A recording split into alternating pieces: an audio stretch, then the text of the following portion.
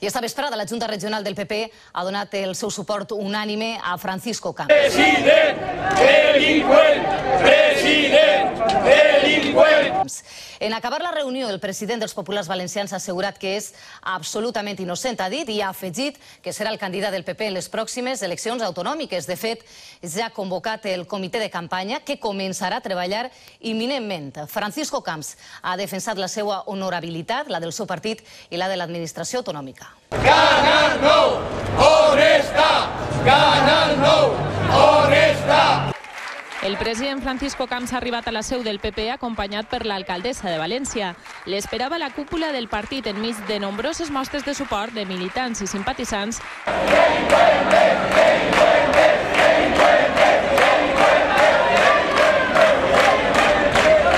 Nadie se puede creer